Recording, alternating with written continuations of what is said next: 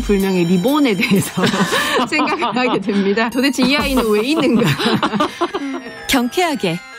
정말 그런가요? 외신도 당황한 거죠. 이 사건을 보고. 예. 도대체 한국에서 무슨 일이 벌어지고 있는 거냐. 이거 한국의 성보수주의 때문 아니냐. 할 말은 하면서 같이 고민해보겠습니다. 세상을 보는 따뜻한 시선. 정용실의 뉴스 브런치.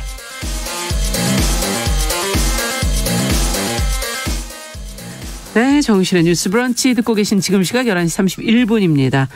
자, 시인의 시선으로 뉴스와 세상사 또 한편의 시도 같이 저희가 읽어보는 시간이죠. 시시한가. 오늘도 방수진 시인 자리해 주셨어요. 어서 오세요. 네, 안녕하십니까. 오늘은 뭘 들여다볼까요? 네. 요 며칠 사이에 아마 이 뉴스 접하신 분들이 좀 많을지도 모르겠어요. 지난해 12월부터 지난달까지 수락산과 불암산의 정상석 등의 이제 산에 설치된 비석들이 사라지고 안전로프가 훼손되어 있어서 등산객들이 굉장히 갸우뚱했다. 아니, 저도 놀랐어요. 그 기사를 보고서. 네. 도대체 누가 꽤 무거울 텐데 어떻게 했을까 이렇게 궁금하셨을 것 같은데 예, 맞아요. 용의자가 경찰에 붙잡혔다는 소식입니다. 그렇군요. 이 용의자가 다름 아닌 20대 남자 대학생이라고 하는데요. 이런 범행을 한 이유는 무엇이었을까 들여다보니까 특별한 동기는 없었다면서도 용의자가 이런 말을 했다고 합니다. 아르바이트를 하면서 받은 스트레스를 좀 해소하려고 등산을 시작했는데 무심코 정상석을 좀 밀어봤더니 움직이더라. 그래서 굴려 떨어뜨리기 시작했다. 그러면서 나는 이렇게 힘든데 정상에서 행복해하는 등산객들을 보니까 기분이 안 좋았다. 특히 일반 등산객들이 내가 정상석을 세웠다라고 허세를 부리는 모습에 화가 나서 돌을 그만 굴려버렸다. 이런 진술을 했다고 해요. 이런 말들을 종합해보면 동기가 아예 없는 것 같지는 않은데 경찰은 용의자가 자신의 힘에 의해서 비석이 굴러떨어지는 모습에 좀 희열을 느끼지 않았는가. 그래서 그 범행을 하지 않았는가. 이렇게 파악을 하고 있다고 합니다. 저는 근데 사실 그 기사를 보자마자 제일 걱정했던 게 그 돌이 굴러 떨어질 때 혹시 그렇죠. 혹시 거기 그쪽으로 오는 등산객이나 암벽 타는 분들이나 또 다치시면 어떡하나 막 저는 그게 제일 걱정이 됐었거든요. 맞습니다. 사실은. 야, 근데 어쨌든 뭔가 좀 노력해도 되는 게 없는 본인의 현실 속에서 좀 비뚤어진 방식으로 이건 표현한 게 아닌가 하는 생각도 드는데 어떻게 봐야 되나요? 시인의 입장에서 어떻게 지금 이 마음을 들여다보고 계십니까? 네, 맞습니다. 뭐 용의자의 행동을 정당화하려는 것은 절대 아니지만 그 마음이 좀 어렴풋이 이해가 될 것도 같다는 생각도 들어요. 이게 흔히 말하는 자아효능감이라는 좀 단어를 가지고 와서 설명을 좀 드리자면 자존감 얘기할 때 많이 얘기하시죠. 이 자아효능감이 이제 심리학 용어로서 자신이 어떤 일을 성공적으로 수행할 수 있는 능력이 이제 스스로 있다고 믿는 기대와 신념을 뜻하는데요. 재미있는 것이 이 자아효능감이라는 것이 능력에 관한 이제 본인의 판단과 믿음이기 때문에 앞으로 어떤 성공과 실패를 겪느냐에 따라서 이 자아효능감이 강화되거나 약화될 수도 있다는 거죠. 또 타인이 실패하거나 성공하는 모습을 봐도 그 대리 경험 역시 자아효능감에 영향을 끼친다고 합니다. 그래서 제가 그냥 재미있는 이제 추측을 해보자면 용의자는 혹시 지속적인 돌 굴려 떨어뜨리기를 통해서 자기 효능감을 좀 느끼면서 동시에 그것을 통해서 사람들이 좀 피해를 입는 모습에 대리적인 자아효능감 역시도 느끼지 않았을까 하는 좀 제 나름의 추측을 한번 해봤습니다. 네, 저는 종로에서 뺨 맞고 왜 한강 가서 누들긴다 옛날에. 맞습니다.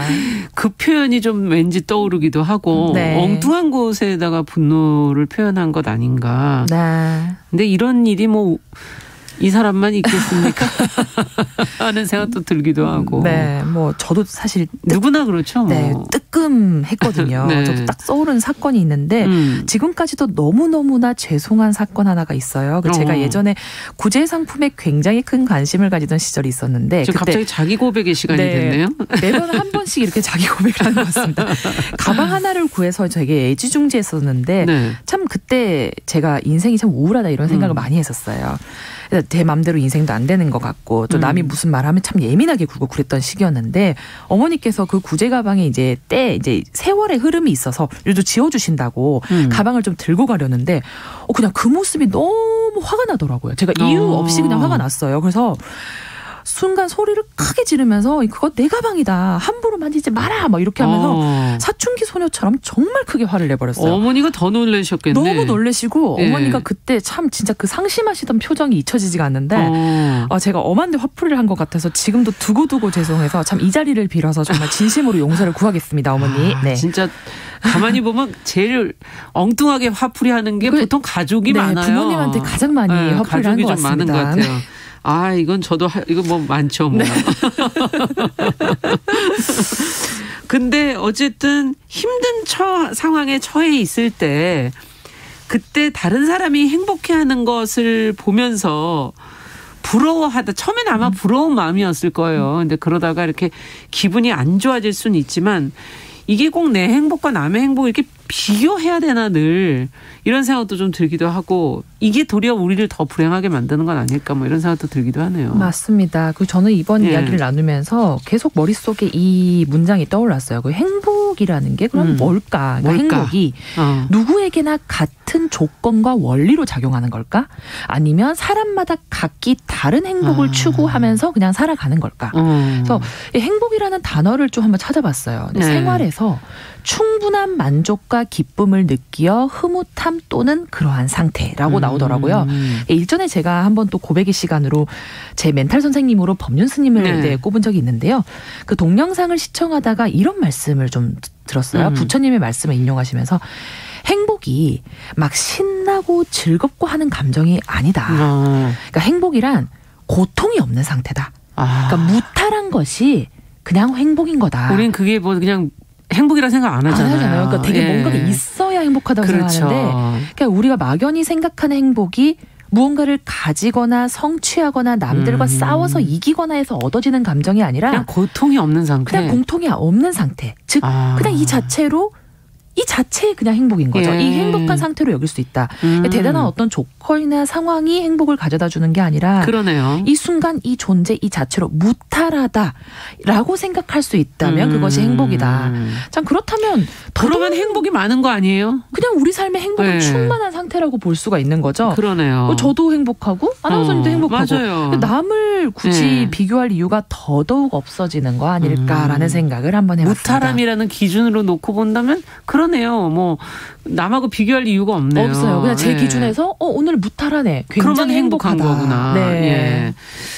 야, 어쨌든 조금 위험한 방식으로 이 스트레스를 좀 풀지 않았나는 생각이 드는데 이 나의 행복이 남의 행복보다 좀 보잘것없어 보일 때 아니라면 또 어디선가 뭔가 효능감을 좀 얻고 싶을 때 좀 건강한 방법은 없을까요? 맞습니다. 참 어디서 들었던 카페 있고 같긴 한데 오래 사는 것도 좋지만 참 잘 사는 게 중요한 시대가 아닌가. 그렇죠. 그러면 잘 살려면 무엇보다도 일상 속에서 받는 스트레스를 잘 관리하는 게 중요하겠죠. 맞아요. 근데 참 이 부정적 감정을 피하고만 살 수는 없기 때문에 맞아요. 관리를 해야 되는데 제 나름의 규칙을 조금 한번 소개해보고자 합니다. 어떻게 하십니까? 저는 부정적인 사건이나 이런 걸 맞닥뜨려서 마음이 이제 요동치기 시작하면 저는 기준이 있어요. 무조건 이 감정이 어떤 것이건 간에 2시간 안에 해결한다. 2시간 안에? 2시간 안에 무조건 이 격정적 마음을 가라앉힌다. 그래서 그 가라앉히는 도구로서 제가 선택한 게 ASMR입니다. 그 아주 이렇게 자그마한 소리를 지속적으로 듣는 그런 먹방 크리에이터들이 만드는 좀 특히 음식을 씹을 때 나는 ASMR 저는 굉장히 좋아해요. 아삭아삭 뭐 이런 소리, 이런 소리를 나잖아요. 젤리나 과자 같이 식감이 독특한 음식을 씹을 때 내는 소리를 쫀득쫀득 듣고 있으면 참 마음이 정화되는 기분도 들고 편해지더라고요. 그래서 머리 끝까지 열이 받아가지고 진짜 화를 좀 쏟아 부어볼까 하다가도 아무 생각 없이 보고 듣고 있으면 그래 뭐 별거 아닐 수도 있겠다. 맛있는 거나 먹고 잠이나 푹 자야지 뭐 이런 생각이 들더라고요. 근데 제 한 친구는 그렇게 느껴질 때는 그냥 시골을 찾아간다고 해요. 그래서 본인은 시골에 이제 푸르고 노란 벼밭이나 들밭 뭐 이런 거 보면 자 그래 이렇게 자연처럼 살다 가는 게 인생 아니겠나 이런 생각이 우리가 너무 하찮아지죠. 그런데 가면 마음 수행이 자연스럽게 된다라고 하더라고요. 저는 이번에 좀 격리돼 있을 때 어떤 유머 저는 웃긴 그 개그맨들 나와서 좀 웃기는 그런 영상을 좀 봐요. 기분이라도 좋아지다. 네. 웃음만큼 좋은 보약이 없죠. 그러니까요. 자, 그렇다면 여기에 적합한 시는 참 고르기가 쉽진 않을 것 같은데요. 네. 어떤 게 있을까요? 그래서 제가 골라봤는데 저희에게도 아주 잘 알려진 헤르만 헤세 작가님의 행복해진다는 것이라는 작품을 한번 준비해봤습니다. 일부 낭독 드리고 마저 말씀 나누도록 하겠습니다.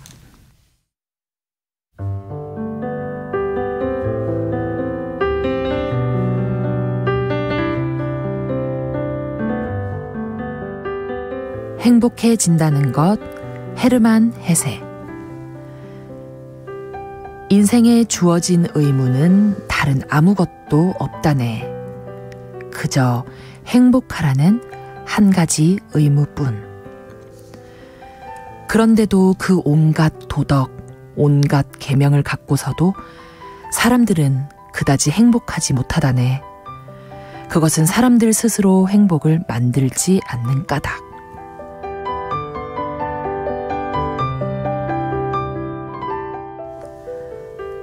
모든 인간에게 세상에서 한 가지 중요한 것은 그의 가장 깊은 곳, 그의 영혼, 그의 사랑하는 능력이라네.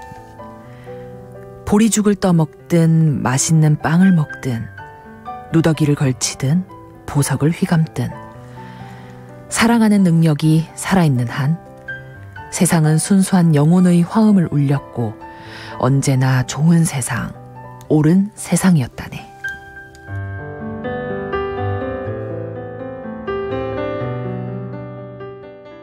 네, 헤르만 헤세의 행복해진다는 것.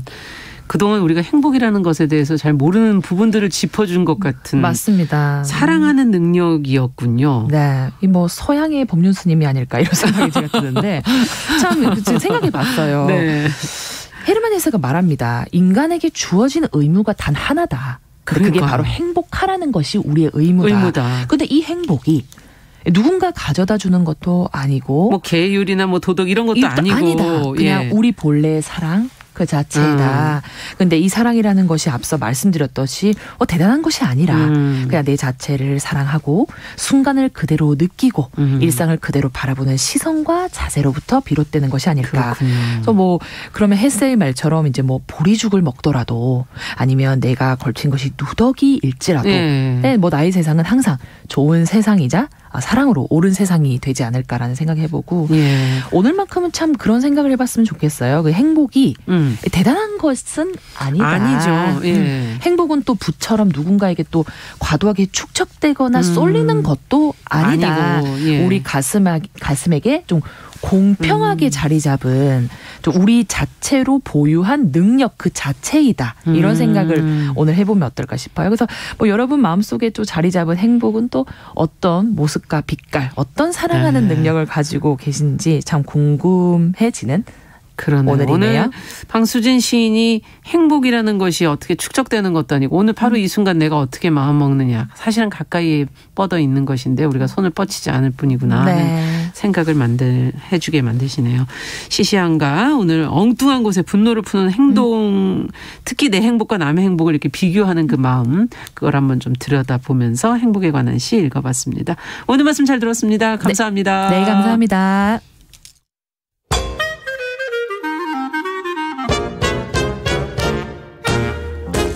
모두가 행복한 미래 정용실의 뉴스 브런치.